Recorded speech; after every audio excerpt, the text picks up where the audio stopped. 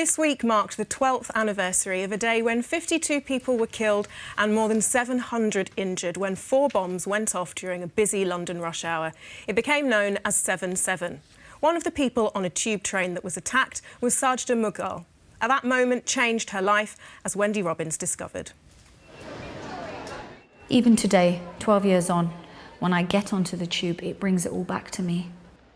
And when I do, I relive the whole experience. The 7th of July 2005 began like any other working day for Londoner Sajda Mughal. She went to her local tube station and headed for her usual spot in the front carriage. It was a busy morning, the platform was very busy. I got onto the tube, but somewhere in the middle. Had I got onto that first carriage, I wouldn't be alive today telling you my story. Just seconds after Sajda's train left King's Cross station, a huge explosion ripped through that front carriage. What do you remember after the bomb went off? The train shook. Thick black smoke was filling up the carriages. I had to take my blazer off to cover my face.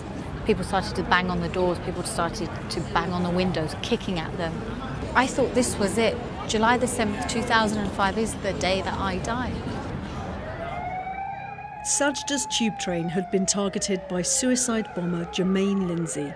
He was one of 4 terrorists whose attacks killed 52 people and injured hundreds more that day.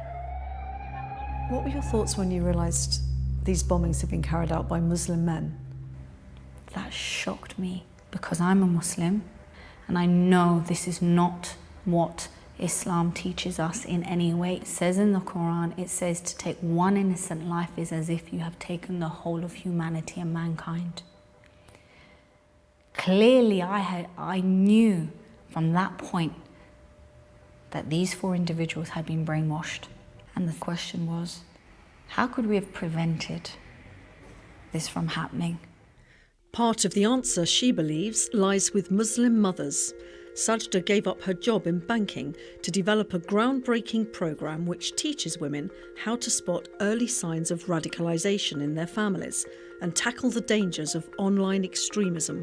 So, ladies, what are the types of signs do you think you would notice if maybe your child or your relative was on this pathway of extremism? Today she's mentoring local mothers in Portsmouth, home to a reported 8 people who've joined jihadist groups in Syria and Iraq. These mothers have asked to be filmed anonymously. What brings you to the course today? Portsmouth has suffered quite badly with extremism in the past, and we don't want another family to be affected.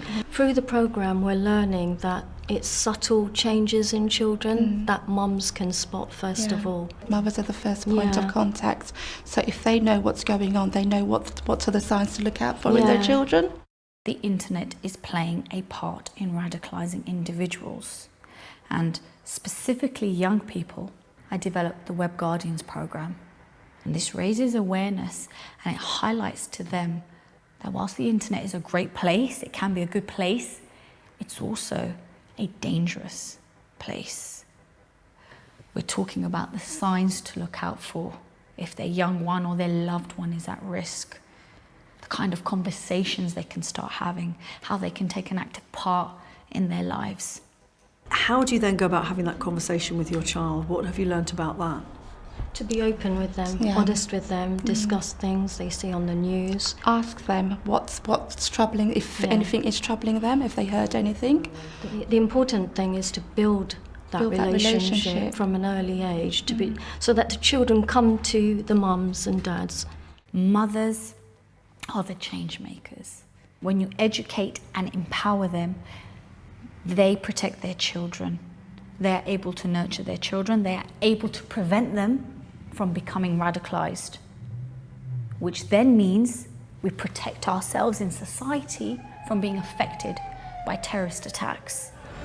Being sat here at King's Cross, reliving the memories, it is very hard.